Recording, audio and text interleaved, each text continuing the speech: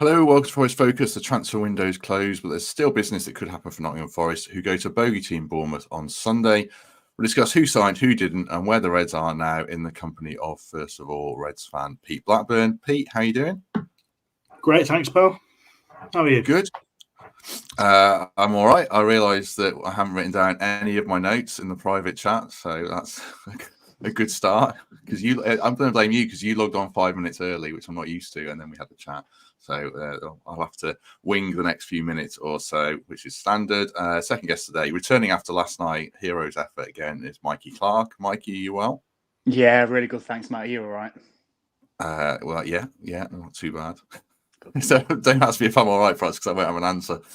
Third guest, live from some dodgy hotel room somewhere in England, is David Prutton. How are you? I'm not going to ask how you are. I don't care how you are. Pete, Mikey, both well? Good, thanks, pal. Good. Awesome. Let's give him yes and no answers till he realises he's got to go and get his notes.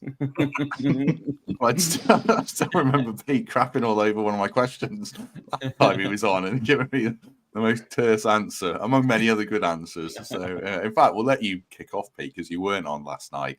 What did you make of the transfer business in general? 3 in, 10 out. There was the kind of mad Tuber Akpom attempt, but generally it was very restrained for Forest. Where are you at on it? I think a sense of relief overall, I guess. It's nice to have a transfer window that we're not going to be splashed all over the sports pages for the various madness that's been going on. And I think I was slightly concerned when I saw images of Marinakis at the training ground, wondering what might be going on down there. But thankfully, it seems like things were relatively quiet, apart from a fairly lengthy and detailed search for a goalkeeper, which obviously eventually came to some fruition, which is nice. So yeah, sense of relief, and hopefully transfer windows can be a little bit more like this in the future. I guess a little bit more calm and thoughtful. What about you from not the outside looking in, Prutz, but you were across a lot of clubs on deadline day. Yeah, Forest were probably the busiest, but what's your take on it? The way, I mean, it was understandably quiet, given obviously the kind of broader landscape of the financial side of football at the moment. And as you say, Forest were busy potentially in the right areas. Obviously, the proof now comes from putting these players in the team or seeing how well they actually settle to being at Nottingham Forest.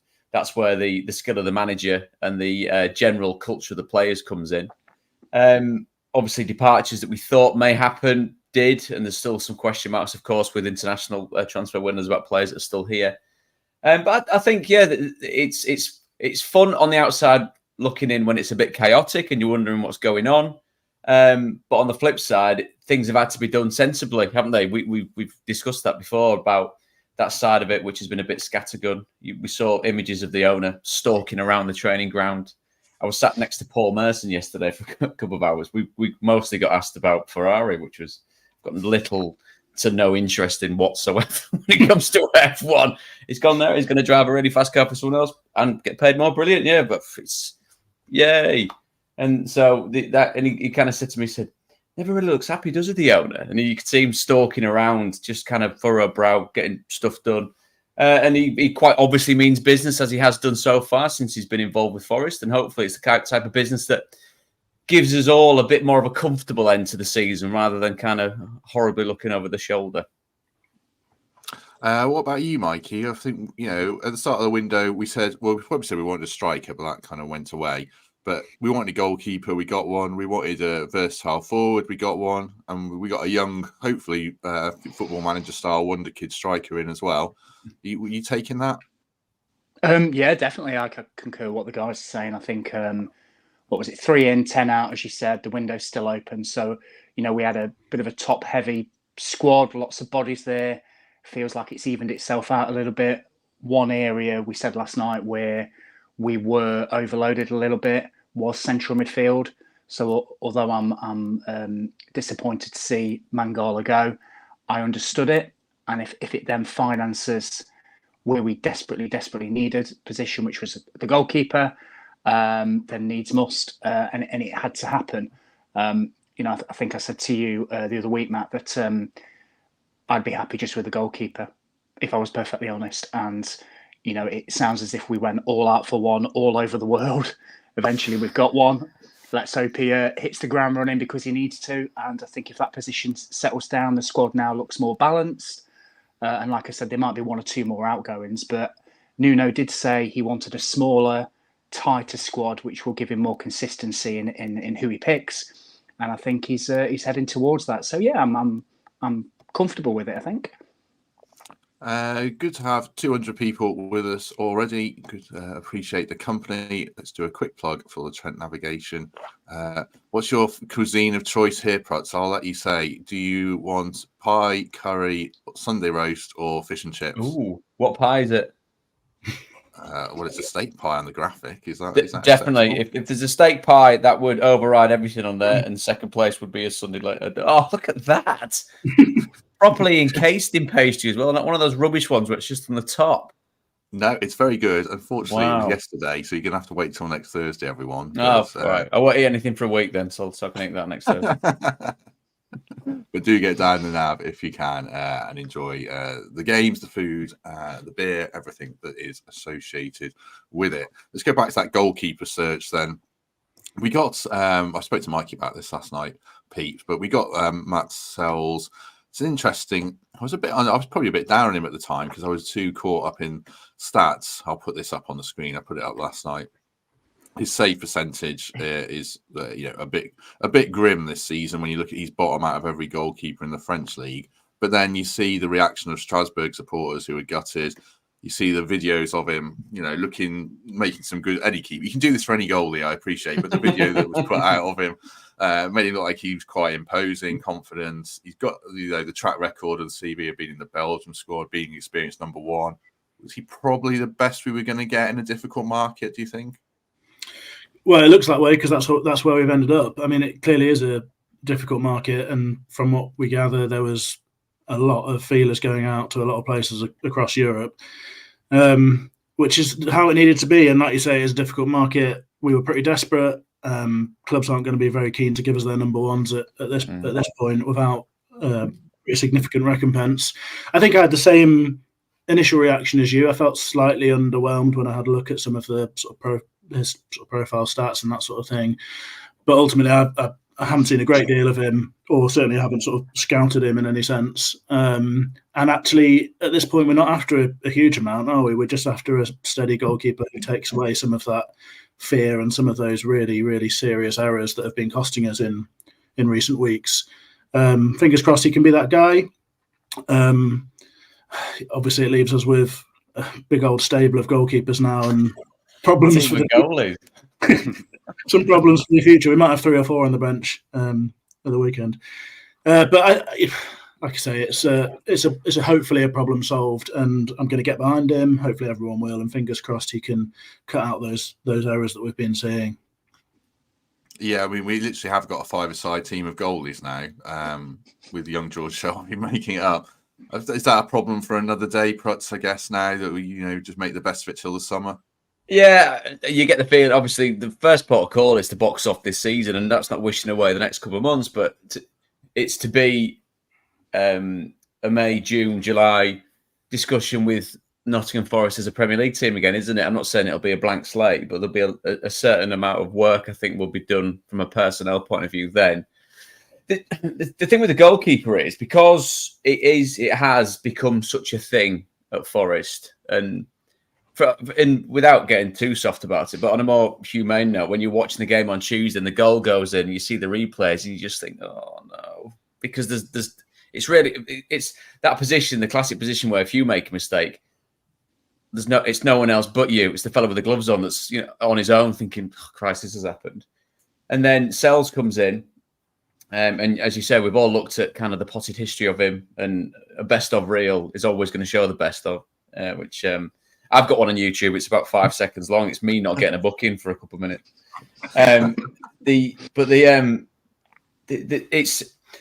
I sincerely hope he can deal with pressure, sincerely, because he's going to come in and everyone's going to go, well, you need to be fundamentally better than what we have. This has been our problem. You're here to solve it. The minute he flaps at one, the minute it goes in, it bounces off him. The minute we kind of go, could he have plucked that one out of there? Should he have come for that? What's he like with his feet? Can he start Forest off in a certain way? How is he judged? What are the standards that he's judged at? Is it against the goalkeepers that are already there? Is it on his own merits? Is it what we've seen from him at other football clubs? I'm very intrigued. He's going to have to be very strong-minded, have a really strong character. And you would hope that, obviously, with recruitment, it's not just about the player, it's about the person. So hopefully these are boxes that are all going to be ticked. But again, not trying to second-guess what the die-hard Forest fan thinks, but the minute he comes out for that first cross and you're hoping, please just take it and claim it, calm everyone down, really, aren't you? Unless it's one of those where it comes, bounces, and you think, oh, Christ, there we go again. I know I put in our WhatsApp chat this morning, Mikey, that, our season rests in his big Belgian hands. And I was sort of half joking, but in a way it does. I suppose the encouraging thing is, like Mark Southern's message just last night, he's not made a mistake that's led to a goal for 6 years. I mean, you can get to there bound to be some ricks in there that he's got away with, but the fact that he seems more steady than Turner has been is something to build on, hopefully, isn't it? Yeah, you weren't joking. That's why everyone gave you a thumbs up in response, because everyone feels the same. And Prutz is absolutely right. If he does make his debut at Bournemouth at the weekend, the eyes are going to be on him. Of course they are. And I'm really hoping that he exudes that sort of calm and confident presence, which that back four and the whole team and the whole support base needs. Because as soon as he does, the eyes will go somewhere else, and we will almost hopefully stop panicking about it, because it's such a crucial position. It was arguably the most crucial position on the football pitch. If you make a mistake as a midfielder or a striker, you get another chance 2-3 minutes later. If you make one as a keeper, it usually ends in a goal. So that's why it was absolutely crucial that we made a move, that we recognised that we had an issue, not just with Matt Turner, but with pretty much all our goalkeepers.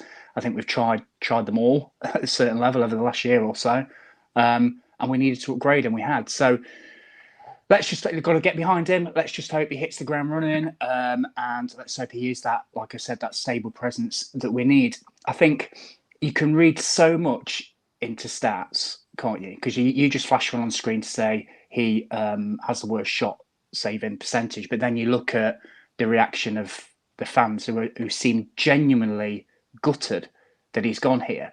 And then you look at the fact that, like Mark said, he's not made an error that's led directly to a goal for 5-6 years. That's a hell of a start. I think in comparison, Turner's made, 3 that have led directly to goals? I mean, we all think it's more than that, but that's just the case. So if he brings any of that at any level, then we will see a difference. And Forest are losing points every single game because of mistakes that are getting made by the goalkeeper. So it was fundamental that we made that change, and we have. And I'm hopeful, and I'm also positive, because this guy is a fixture in the Belgian national squad. He's behind some very, very good goalkeepers, but he's obviously operating at a level that is needed for Forest. So yeah, I'm really positive. And like Pete says, quite rightly, we did scour the market and we did try, but who's going to give you their number one in January? It's not going to happen.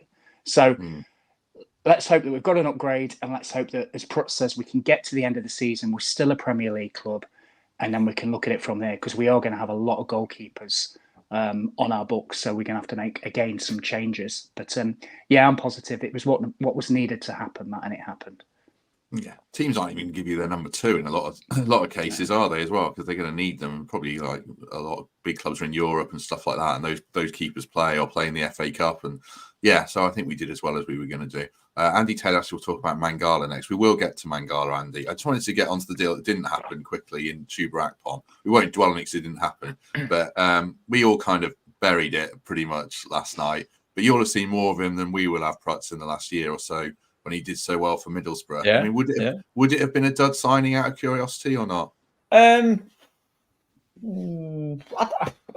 don't think, to call it a dud from a player that scored that many goals in the Championship is a tiny bit disrespectful. Yes, it's not the type of goal return that he's done for the course of his career, but he's much travelled. He's got a fair few games under his belt. Having spoken to him on a one-on-one, seemed like a nice fella, understood what Michael Clarke wanted from him.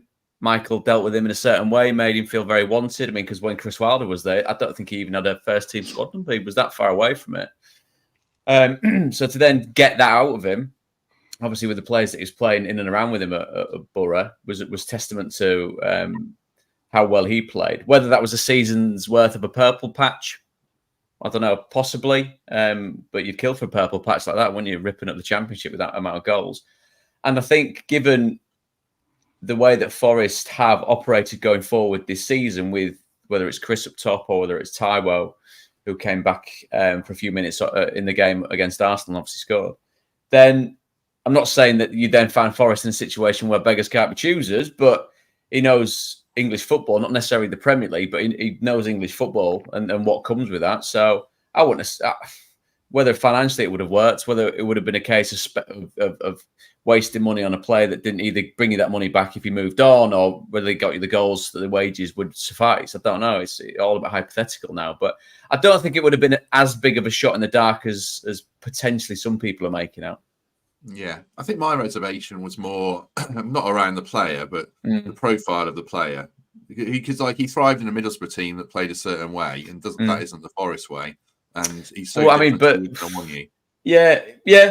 And I thought when he came on Tuesday, as he grew into that second half, he offered a dynamism that was lacking in the first half. And I think Gary said it the other day, saying Chris Wood, I mean, he almost played as an attacking midfielder because he was that kind of deep. He had no support when he did get the ball 15 yards ahead of his 18-yard box. You look up and the goal must have seemed 3 miles away. There was no one around him, no one going past him. Everyone was sat in blocking in a defensive formation, which is absolutely right when you're playing against an Arsenal side who, on the day, can destroy you. You've got to be mindful of that. But he certainly brought a different dimension, Taiwo, I thought, coming on.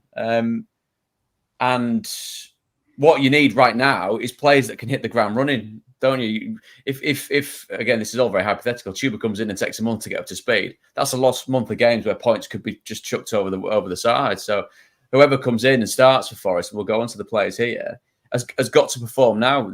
Building for the future and bringing people in to be good for next season means nothing if next season's in the Championship. We'll come on to the Bournemouth game shortly. There were a couple of exits and a few more that we'll mention, but primarily Pete, Oral Mangala.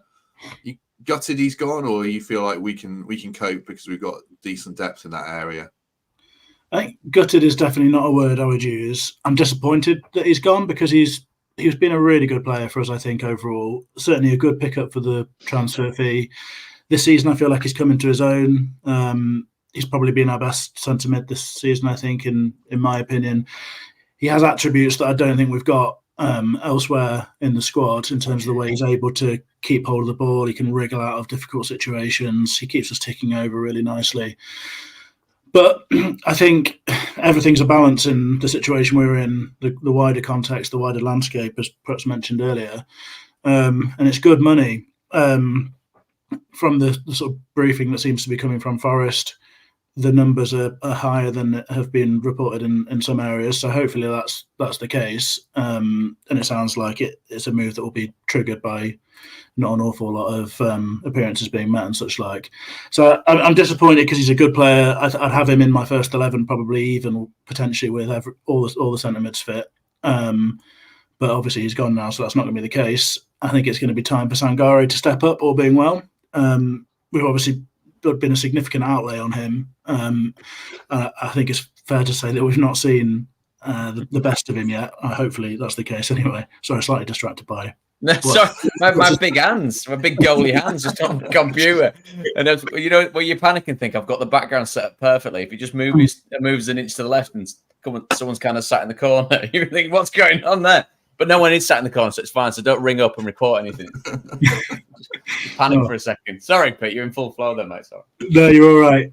Yeah, so I guess in short, disappointed to see him go. Wish him the best. He's been really good for us. I think it's probably a deal that we can't turn down because of the way that we need to operate. Has to be a player trading model at this level for us right now, and it's a good profit on a player that we don't desperately need, given that we've got options in the position. I think it probably makes us slightly weaker. But I think we can cope. Yeah, I think the key point is about Sangare. I think you're dead right, Pete, that he needs to step up now. And if he does, then I don't think... I'd like to have kept Mangala, but I don't think we'll miss him if Sangare delivers. A couple of other deals that didn't happen, Mikey. Primarily Serge Aurier fell through for Galatasaray, but now it sounds like it's back on. Fabrizio Romano's his Twitter feed's like an on-off relationship with some of these deals. I mean, do you want to see Serge go, or can you see him getting back in the team if he does stay? Well, firstly, I don't know who said it last night about, it might have been Chris, around Serge maybe being our signing of the season last season.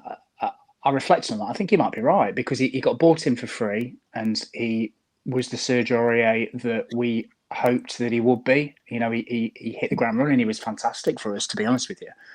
Not so much this season.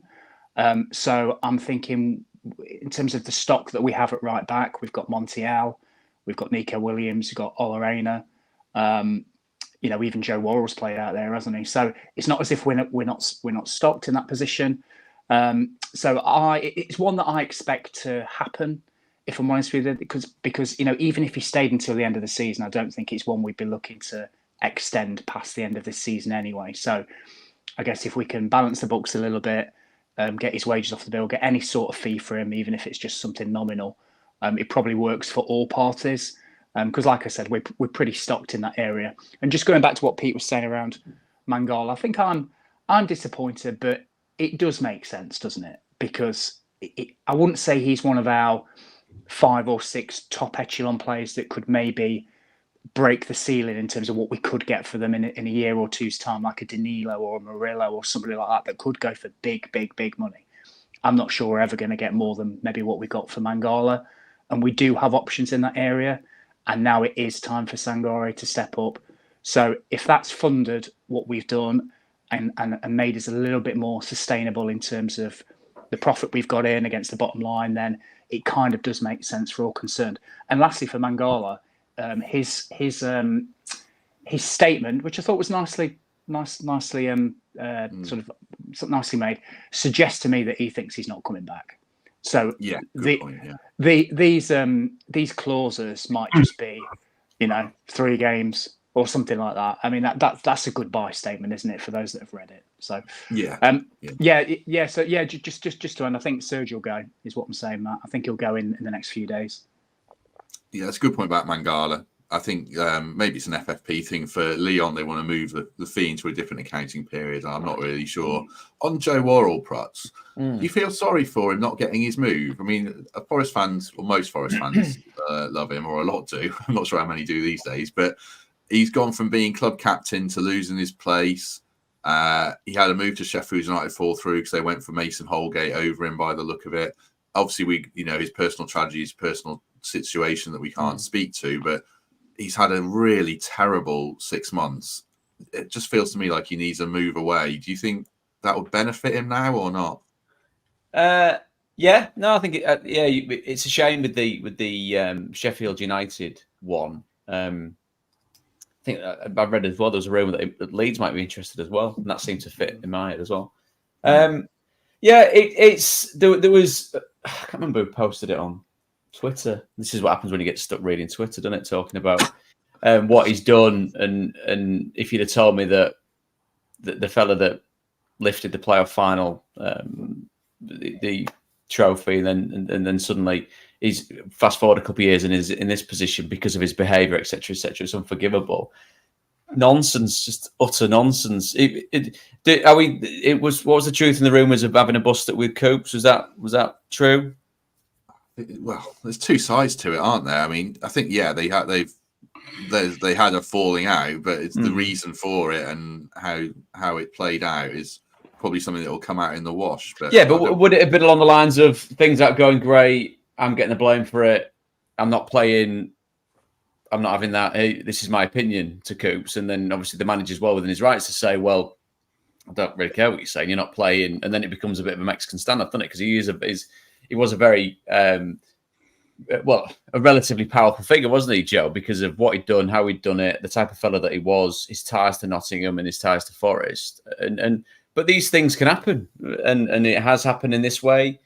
To say a player of Joe's ability hasn't got a place in the Premier League, I think is a little bit naive, because I think he has got the attributes to play in a certain team in a certain part of the Premier League, absolutely.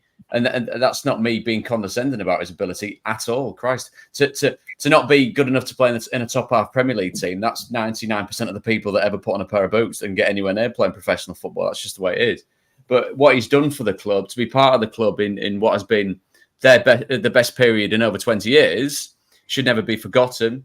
I've come across him a couple of times. He's been a lovely fellow. I was working at the game on Tuesday. He was looking up at the gantry, and he was either waving or making a very rude gesture at me. Either way, he did it with a big smile on his face, because he's great. The same with Ryan as well. And I've got a fondness for lads like that, because it's similar to my experience of what it's like to come through at Forest. And that's where and the debate about whether they're good enough for the Premier League is a completely different thing. But I think what Joe's done, I don't. Sometimes, as I've said on this before, things end badly because that's how they end sometimes. And if he moves on and goes somewhere else, I'd still like to think, without being too twee or naive, that there'll be a huge portion of the fan base that thinks about Joe affectionately because of what he meant. And he actually cares, doesn't he? Footballers come and go. Mangala's played, less than 50 times. He's been waved off like a hero. Aurier, brilliant. Some good games, some not so good games. Been plenty of players that have come through that revolving door and done absolutely sod all and couldn't get anywhere near what Joe's impact has been on the football club. Yet suddenly there's a portion that say, oh, he's got to go, he's done this, he's done that. No, sometimes things just end that way because he loves the club and didn't think that things were happening in the way that he saw fit. It's a difference of opinions, and if he goes on, you wave him off and wish him all the best. Yeah, I just think it's kind of a shame. Like, if we go back to Wembley, he could have been potentially like sort of a Steve Cheswell character who hung around for his whole career and was a regular. And obviously it hasn't worked out that way, you know. Brennan left for 50 million quid, was a massive part of the team that got promoted. I did the Spurs game, we got booed. And you're going, I'm sorry, we missed a meeting here where all the morons got together and went, let's boo him. He's brought 50 million pounds into the football club. He cost you nowhere near that much. Part of a promotion that would have got 200 million quid into the coffers. Put Forest back on the footballing map in the Premier League, and yet, so to make sense of that kind of approach, you can't. So let's not. It's daft. It's that thing that kind of you scratch your head as a football fan. I think that really shouldn't be the case, and it is a shame, Matt. But football doesn't care. Football's utterly ruthless. Yes, it's nice if you get the big send off, people on your shoulders carrying you out, and freedom of the city, but it doesn't always end like that, man. How many of your former clubs booed you? Why are you asking me that? You know for a fact they all went, see you, mate. Can you bugger off now? You've been here way too long. See ya. Those returns to Leeds, Coventry, Forest, Southampton. Swindon. I know for a fact they'd be throwing things at me at Swindon because we were terrible. My God. Did you play for Swindon as well? Yeah, we were rubbish. We would, join. I had the choice of Brighton, Brentford, and Swindon. These are the glory years. So Brentford, I've since spent the last 10 years working in and around this area. I said no to Brighton, who subsequently passed the way to the League One title under Gus Poyet, and then look at where I'm not saying I'd still be there, but look where they are now and how glorious they are from the Withdean to the Amex, and then chose Swindon, and we were just utterly terrible. Well, if I give you one bit of silver lining, if you sign for Brentford, then Greg wouldn't love you quite the way he does now. It's Greg that sat in the corner here tied up. Greg, keep it down, mate. You got me the day. Shut up. Let's very quickly switch our attention to the Bournemouth game, and then we can talk about Gio Reyna around that as the other new signing, and sort of Ribeiro as well. Kick us off on the Bournemouth game, Pete. I mean, we always do so badly against them. We did draw there last season, actually, but I don't know. Are you fearful of this one or optimistic? I guess a little bit of both, and lots of other things as well. I had a long chat with a pal who's got a real sort of analytical brain for football, and I was asking him to talk me through how he sees the Bournemouth side and all that sort of stuff. We came to quite a lot of sort of joint conclusions, I guess. I think they're a really good side. I don't want to sound like a fanboy, but I've been really impressed by the way that they've operated in the transfer market, the way that they've been coached now with the new manager. They've signed a lot of players who've come into the team and seem to have taken to the Premier League pretty seamlessly, which says a lot, I think, for the recruitment and for the environment that they're operating in. Either that or it's just an awful lot of luck, but I presume the former. From what I've seen of them, I'd say they look like a really good side. The press is really impressive. I think about as good as I've seen amongst the sort of not proper top tier teams in this division. They're athletic all over the pitch, which I think is exactly what you need in the modern game in the Premier League. Mobile, their wide men attack the box with sort of real gusto, great goal threats. Obviously, Solanke is a threat, and he'll keep the centre halves busy. Some players that I've been quite jealous of them signing as well. Alex Scott in particular is somebody that I would have loved to see come here. But having said all of that, I think it has to be about us. That's what Nuno seems to have brought since he's come to the football club. A real sort of focus on what we can do, how we can damage the opposition, and going out with real intent in these games. Hopefully, we can capture a bit of that spirit and quality from Newcastle and Man United.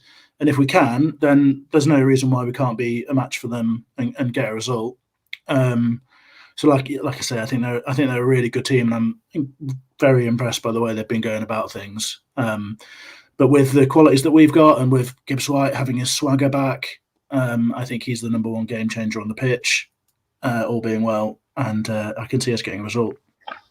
Yeah, oh, that was very good. They know what they are. Certainly, they're one of those teams, products, aren't they? I suppose, like Peter, it's about us. I mean, I assume we're going to be a lot more attacking than we were against Arsenal. That was just a one-off based on the opponents and something that's worked against them before, I guess. Yeah, and it was always going to be that. And I'm not saying it's defeatist, but it's preserving a point. It's not easy on the eye. It takes a hell of a lot of hard work and concentration as well, because any significant switching off, look at the first goal, suddenly the ball's in the back of your net, and you look at the Montiel mistake. In the Championship, does that get punished? Probably not. In the Premier League, it absolutely does, very swiftly. But I think, to echo Pete's point, it's a side that you've got to be very, very wary of. They do attack at pace. Alex Scott's a terrific footballer. The form that Solanke's in obviously attracted interest from bigger clubs. Nothing concrete was obviously laid out, and I've been intrigued to see what happens with him in the summer. But against these teams that we would classically call the ones in and around where Forest can take points from, then it's imperative that currently sitting 12th and 6 points ahead of Forest. There's plenty to be wary of, but they've got to approach the game in a different way. They've got to approach the game to not, in the sense of not losing, but in a sense of going to win it, because as we well know, and there's been some chat in the comments as well with regards to potential updates with the profit and sustainability breaches. It's now about accruing those points that give you enough breathing space that if suddenly a sanction does come in and it's taken points in a points direction, that Forest are safe enough and clear of the bottom three enough to be able to stomach that. But yeah, the Bournemouth game's got to be a completely different approach. And I'd like to think, if you are travelling to the game, that you're going to see something a bit easier on the eye rather than kind of sitting back till about 70 minutes and then going for it. I think we will. Let's go through a couple of lineups then that Pete and Mikey have done. I think I've got them right. We'll start with Mikey's bringing him in first. I shall read it out as ever and then let Mikey talk us through it. Sells in goal for his debut, a back four of Montiel, a returning Niakate, Murillo, who on this picture looks like a cyborg, so that explains why he's so good. Harry Toffolo left back, Dominguez and Danilo sitting, and then Elanga returning starting lineup. Gibbs White, Hudson-Odoi coming back in, and Taiwo starting up front. Just talk through the general thinking there, Mikey, and then we'll chat about a couple of names. Yeah, sure. I think it's going to be a great match. I think I echo the guys' thoughts. It's going to be totally different to the Arsenal game. We will go there and attack. There's no doubt about that. I think we've scored 8 goals in the last 3 away games, Cup and League combined. 3 at Blackpool, 3 Newcastle, 2 at Brentford. So you know what he's going to do. He's going to play that formation. We're going to try and score goals. And with the returning to the side last week of Elanga and Taiwo, and Gibbs White's now back in after a short spell out, I've got real hope that we're going to go there and take the game to them. I think it could be a bit of a basketball end-to-end game, because Pete was absolutely spot on. How they're going to play. They're not going to be backwards in coming forwards, and I genuinely think we're going to have a go at them as well. So it could be a 3-2, a 4-3. It could be one of them. I think my lineup is with that in mind. We're not very good at keeping clean sheets at all. what have we kept? 3 all season, maybe? Not many at all. So we are going to have to score 2 goals in order to get the 3 points at least. And I think this lineup gives us the best chance of doing that. So I've kept the back 4. I think the goalkeeper will come in, of course. I'd be surprised if anybody thinks otherwise. Back 4 almost picks itself. I think with Niakate coming back, I think he struck up a nice partnership with Murillo before he left. I think Omar Bamadeli, see, I've been practicing that still. I think he's been really good. Oh, sorry. Things just fell out. What's going on here? I need to wait for a second. Sorry about that. iPad. Yeah, he's been really good. But I think he'll drop out, and I think he'll come back in for the cup game against Bristol City. So I think Niakate comes back in. There's your back 4. The 2 in midfield, as Pete was saying earlier, we do still have options. I'd personally go with Danilo and Dominguez, and then probably have Yatesy come on later, dependent on how the game's looking. And then it's that 3 behind the 1, isn't it? I think this will probably cause the most debate. I think Hudson-Odoi was unlucky to lose his place against Arsenal, but I understand why. So he went for the more secure, I guess, pick of Dominguez on the left and Nico Williams on the right. I don't think we'll be that cautious. I think at Brentford, I think Callum will come back in. I think Elanga might start as well after a week's worth of training, even if he can give us sort of 55 minutes or so. There's a debate whether we bring him on, but I'd like to see him start because of the way I think the game's going to take shape. I genuinely think it will be end-to-end. So I'd rather him give us 50 minutes or so at the start rather than bring him on when we're 1 or 2 goals down when they've kind of shut up a little bit and there's not the space there. So I'd go with Hudson-Odoi, Elanga, Gibbs-White, obviously, and then Taiwo. Same for Taiwo. You know, Prutz was right. He made such a difference when he came on against Arsenal. Not just the goal, just his physical presence and his running. And you saw some of his touches. They weren't as sharp, but he's been out for a while, and that will come with game time. So, again, if we can get 55, 60 minutes, if the medical staff advise that, for Taiwo, same as Elanga, that's what I'd go with. I think our bench will look significantly stronger than it has done because you've got a couple of players coming back from AFCON, plus you've got the new arrivals, haven't you, of Reina, Ribeiro perhaps, Joe stuck around. So I think we will have genuine options on that bench for the first time in quite a while, which leads me to believe even more that it's going to be a really interesting, high-scoring game. But yeah, that's what I go with, a 4-2-3-1, and then just the debate around that front 4. But I'd love to see Taiwo and Elanga start, and then you can bring your Reina and your Chris Wood on to see the game out. Can you imagine if there's 3 goalies on the bench on Saturday? Half an hour each. That would be amazing. Yeah, we just change our 25-man squad to get 5 keepers in. I know Nuno's a former goalie, but come on, that's ridiculous. Right, because Prutz was excluded from Graphics Club this week, I'll throw a couple of names at him then and get his take on it. Put Mikey's team back up for a second. It's a good front 4. That I like that a lot. Well, it's so good that I wouldn't pick Awoniyi because I'd wrap him in cotton wool still because of his groin problems. So that's what I was going to ask you about Prutz. I'd be quite happy starting Chris Wood. I don't think he did anything right. Did everything right, really. And I think as well, we spoke about the formation and the approach. That then means that Chris wouldn't spend 45 minutes running around on his own at the top, wouldn't it? And I think Morgan did try to bridge the gap.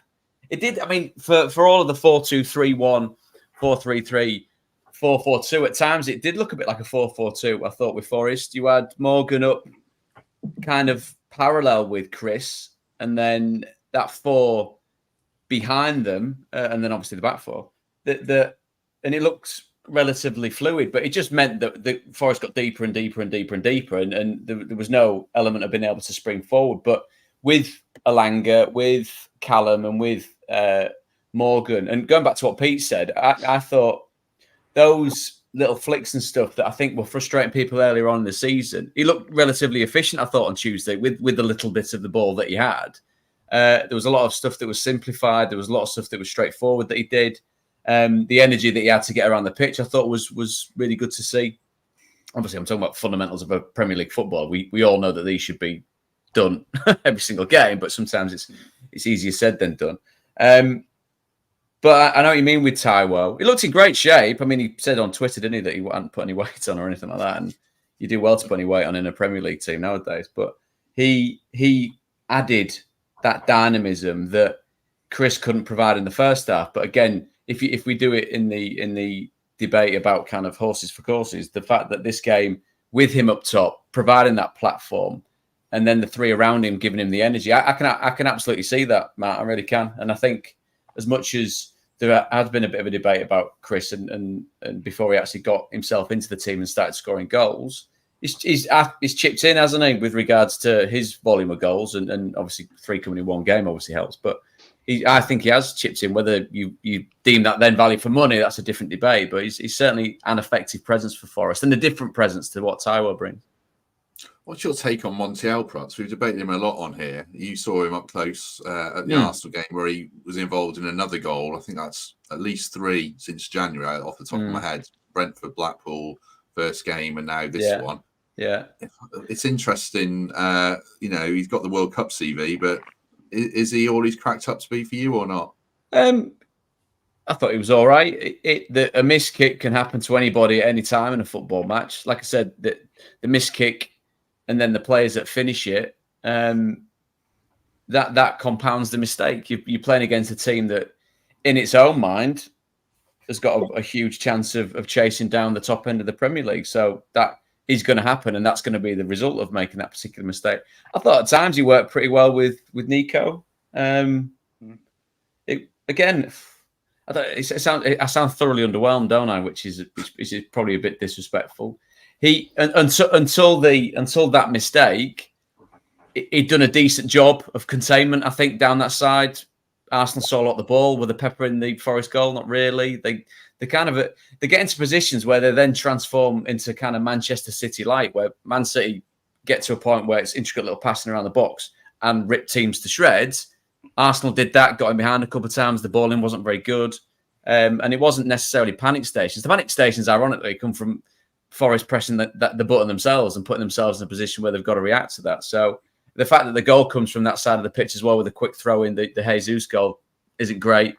So I think the effort and the endeavours there, to say he's won the World Cup, he's a phenomenal stat and scored the winning penalty, which again is phenomenal in itself. But I still think, or I'd like to think, there's a hell of a lot more to come from a player that's got that on his CV.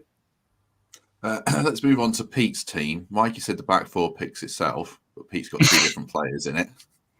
So I'll read it out, and then Pete can talk us through it. Sells in goal as well for his debut. Nico Williams right back and Omar Bamadeli centre back. Those being the 2 changes. Murillo and Toffolo.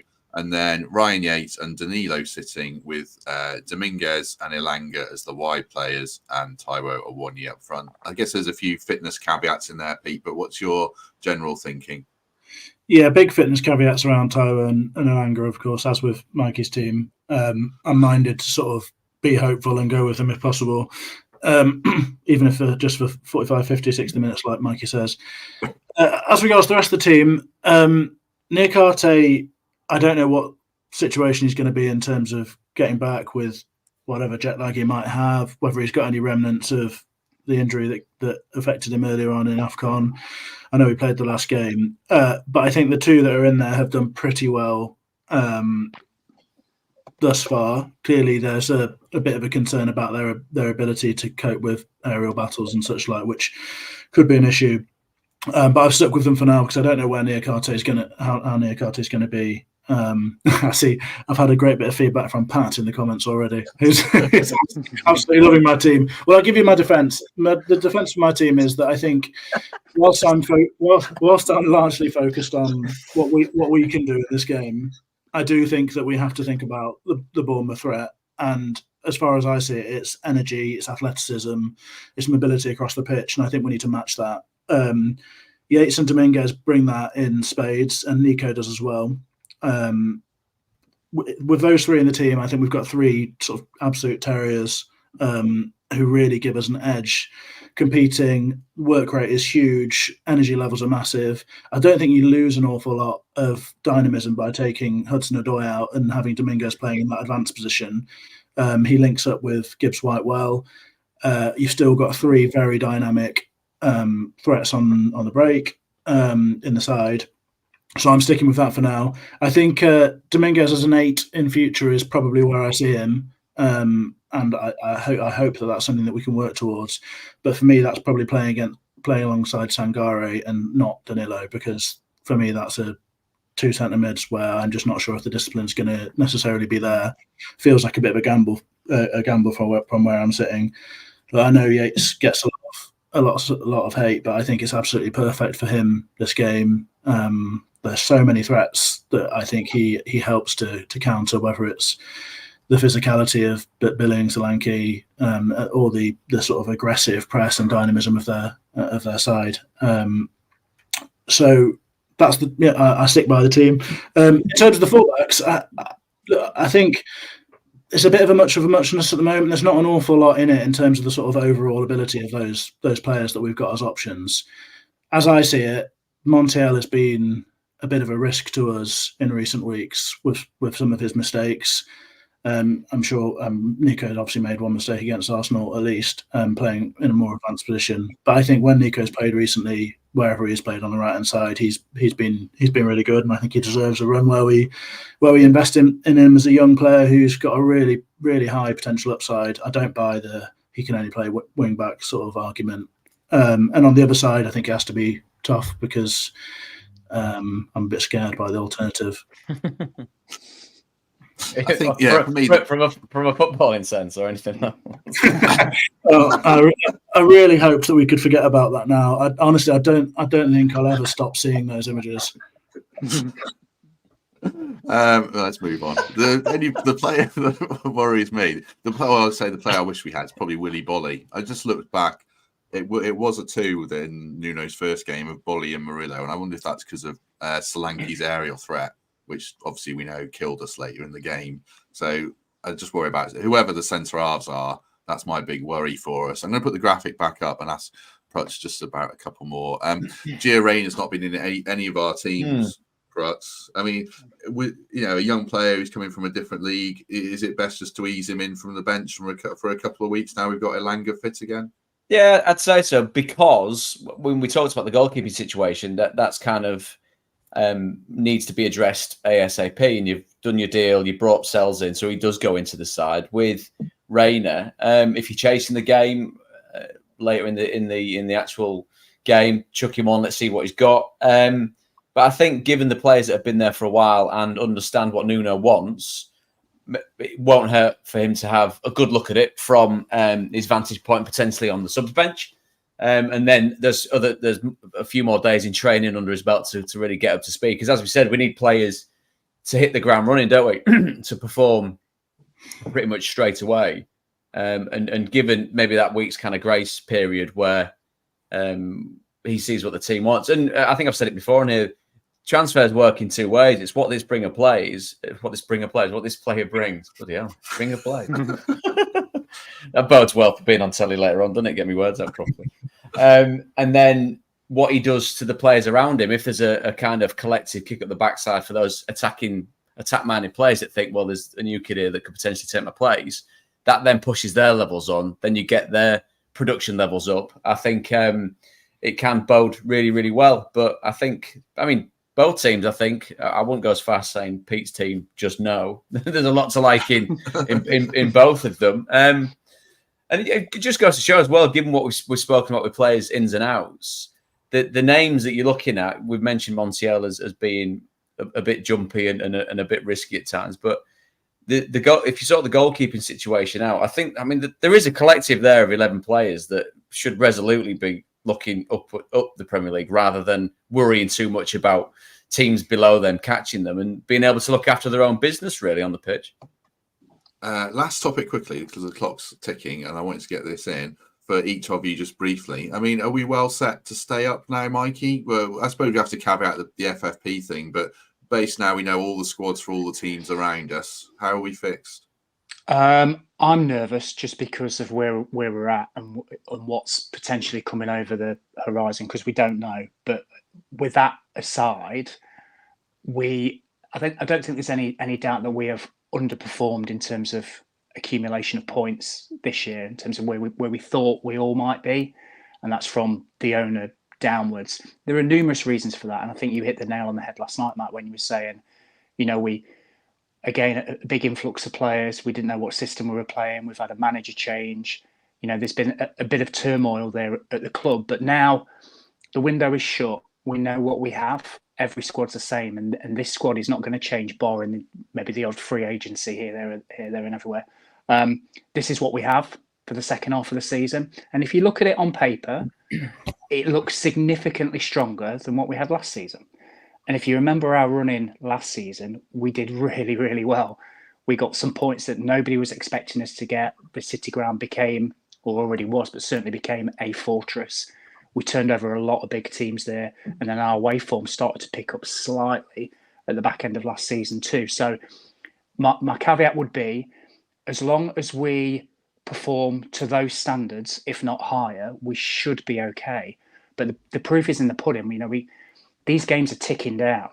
We're over halfway through the season, and we're one result away from that bottom three. And like I said, we don't know what's coming over the corner. So it's about accumulation of points, but it's also about that rhythm and routine. And I think Nuno set his stall out about what we're going to be like. I think Prutton hit the nail on the head. I think the Arsenal game was a one-off. I don't expect us to play like that again. Maybe other than Man City when they come to the City Ground. I think every game's going to be, let's just see if we can maybe score more goals than them, if I'm honest. And our goal scoring rate recently kind of backs that up. So I am cautiously optimistic, but I'm just nervous because of where we are. Hopefully I'm going to come on, in a couple of weeks' time, and we'll have gotten something against Bournemouth. We'll have turned Newcastle over and done the double on them. We'd have beat West Ham. That was our first game back, and we won 1-0, didn't we? And it was a great occasion. If we do anything like that, then we're having completely different conversations in a couple of weeks' time. So I'm optimistic, but now we've just got to get all get behind the players, all get behind the team, and just see what we can do, because we've got a massive month coming up. There's some really tough fixtures coming up. So if we can get out the back of them, where from March onwards it looks a little bit nicer, if we're still above the bottom three, I think we'll be fine. But got to start picking up points, Matt, and stop letting in them soft goals, and it starts on Sunday. Yeah, I think we're better going forwards. Our midfield and our attack significantly better. I'm not sure we are better in goal or defensively. Navas v Sells is going to be interesting. I hope that if Sells is as good as Navas was, who wasn't amazing, but he was good, then I think we'll be fine. The centre backs and the left back and the right back, I'm not sure they're better than what we had last season. Other than that, who was our right back last season? Oh, Serge, yeah. There's little. Yeah. What about you, Pete, in terms of the bigger picture? I'm going to choose to ignore all of the context, which is a great place to start with an opinion. Forgetting the threats of profit and sustainability, and forgetting the state of the fixture list, which looks a little bit intimidating in the coming weeks. I'm pretty confident, to be honest. We've come to the end of the transfer window without going mental, which I think gives me a lot of hope for Nuno being able just to keep working with the squad, developing relationships, building from a pretty good start to life at the City Ground. We've hopefully addressed the goalkeeping situation. I'm going to choose to be optimistic about that one.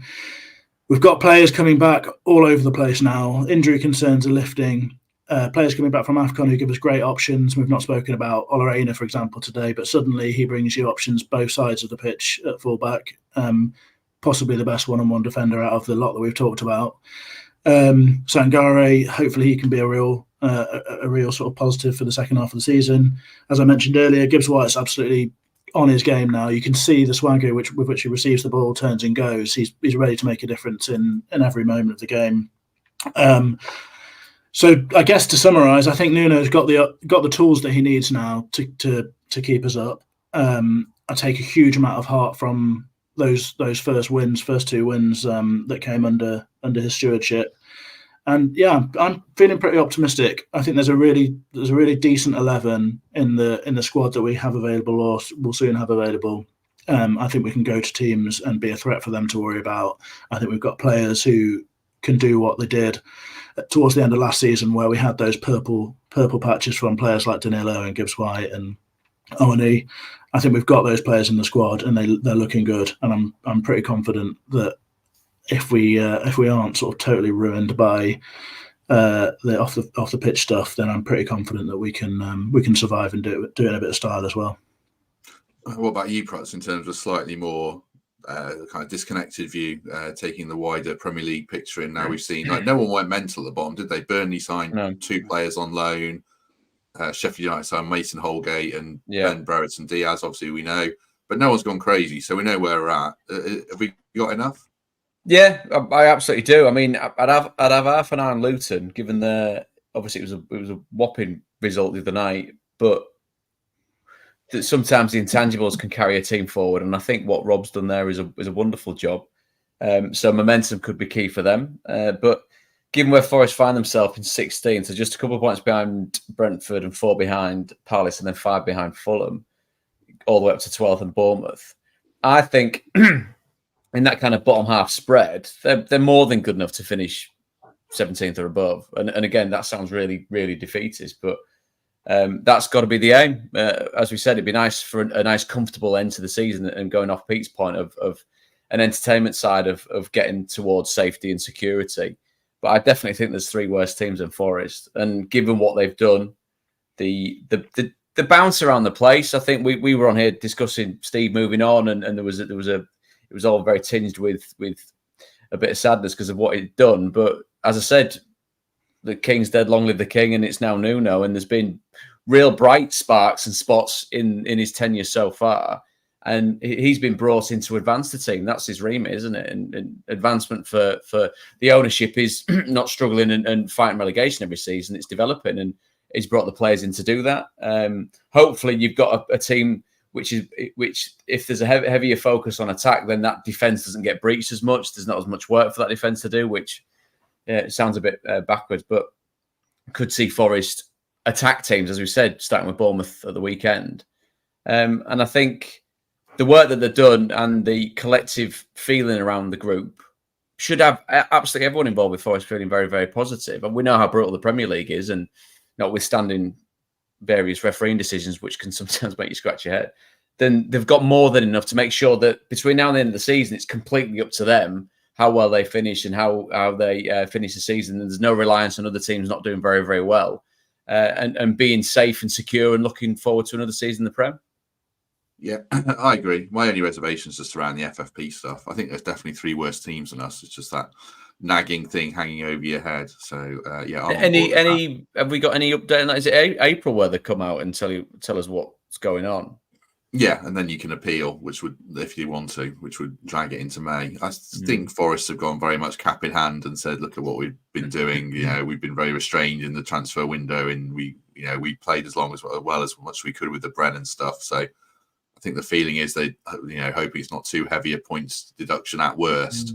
But we just don't know till April. And that's the thing, and it's because of the way it works backwards. And there's a broader debate on this about football finance when it's a business model that operates and allows for excessive loss. There can't be many other. I'm by no means a businessman by any stretch of the imagination, but there can't be that many industries where you work on. It's okay to lose this as long as other parts of your organisation are up to speed, and it's obviously because of. I think the thing with the Everton one. Because of it being historical, but them still kind of smashing through transfer windows and spending money, that's what could be a real problem for them. Whereas, as you say, with Forest, rowing back on it and kind of going, let's pump the brakes a little bit. That only helps in the future. That doesn't help with potential points deductions right now, doesn't it? So potentially there's a lesson that's learned, but it could come at the cost of points being deducted from this season, couldn't it? True. We've almost gone for an hour. Alan Partridge has got to check out his travel soon as well, I imagine. I'm not going anywhere. I've got loads of stuff to do today. Oh dear. You want to get back home to Mrs. Prutton and the kids, I'm sure, don't you? Let's be honest, and I never speak on behalf of my wife, but she's infinitely probably happier when I'm sat in here doing podcasts and stuff rather than Martha and Let's not send it to a relationship counselling live on the internet, shall we? If she's watching this, I'll be very surprised. Oh, she's not. Still thinks I play for Forest. If you've enjoyed this, do us a favour, like and subscribe. It does help spread the word. It was great to have so many people with us last night. Excuse me, for a couple of hours of a marathon stream. Very quickly, because we've done an hour. Anything to add, Mikey, before we depart? Only one thing. I fancy us to get a really good result at Brentford, and I think it might kick us on. Bournemouth. So, honestly, I don't think this is what happens when you do like last night and this morning. I fancy us. There were winnable games coming up, and I fancy us to go on a run now, and that's my fingers crossed. The only other thing I was thinking is, I mentioned earlier free agency. Forest have had a tendency to get somebody in, haven't they, in the past? I don't know how the squad makeup's looking with the 25, but there are some free agents out there that, can you remember Nicholas Bentner coming in and Ayew and some of the rest of them? I'm not saying we're going to go down that route, but there are some ones that used to play for Nuno as well. So people like Helder Costa and a few others, they're knocking around. So it just wouldn't surprise me knowing Forest, seeing as we didn't go mad on deadline day. Don't encourage them, mate. It might. It's just Forest, and it might happen. But no, other than that, thanks for asking me on again, Matt. Appreciate it. If we sign David De Gea on a free now, that would be the most peak Forest thing ever. Jesse Lingard's coming back, isn't he? He's off to South Korea, isn't he? I think, by the sound of it. Yeah. I should say, Mikey, you've said Brentford the whole way through this stream, not Bournemouth. Have I really? Oh my word! I'm so tired. Sorry, guys. That's all right. I should have corrected you earlier. Don't worry. Pete, any last words quickly before we go? Yeah, I'm delighted to see that I've won Pat back over in the comments. I did see that. Thank you, Pat. That was really sort of nagging away at me. So thanks very much for that, Pat. Much appreciated. Oh, and just one other thing. I just cannot wait for Pie Night with Prutz on Thursday. Matt's paying as well. I mean, that's the reason why I would drive over to Nottingham for a free meal. I'll go anywhere for a free meal. Matt knows that. Yeah, that's good. Well, you're always welcome to come over. Just you live so far away when Mrs. Prutton lets you through the door. So yeah. Any final words, Prutz? No. If you're bored tonight, watch Bristol City Leeds. Good job remembering the playing as well. And then, as I said, motivation is stay in the Prem. Then you don't get me talking about you. If Bristol City Leeds is better than Bristol City Forest, then I might watch it. Yeah, but that was up there with the worst games I've seen this season. That FA Cup first game. Oh god. Well, we'll talk about actually Leeds nicely. We'll talk about a very exciting FA Cup replay next week. But in the meantime, we'll be back on Sunday for the Bournemouth post-match stream with myself and Mark, and then Monday main podcast, Tuesday match preview, Wednesday post-match stream, Thursday post-match reaction, and then I'll probably take a day off on Friday. And then a post-Newcastle stream is the plan coming up next week. So thanks very much to everyone for watching. Good to have 400 people with us so soon after that epic deadline day stream last night. Mikey, thank you very much. Brilliant. Thanks, Matt. Thanks, guys. Pete, thank you very much. Thanks for having me, and I'll see you all. Prutz, we love you as a great man of this parish, even though we give you loads of crap. Thank you very much. Good. That's all I'm here for. If you're looking around and you've not spotted the Whopper in the room, it's you, and I'm doing that right now. It's not Chris Boyd taking a shower, is it? It's not. My God, that was some sight. Yeah. He won't be leading a football line anytime soon. I'll tell you that. I should have caveated that by saying Prutz's route was really with Chris Boyd for Sky Sports duties. Yeah, otherwise it sounded weird anyway. Yeah. Right, what a good note to end on. Thanks very much, everyone. Have a good day, and we shall see you tomorrow, Sunday. As a slick ending. Your show see you on Sunday. I know, but I forget which days the games are now, don't I? It's straight after the Brentford game. So good luck, lads. Thanks very much, everyone. We shall see you soon.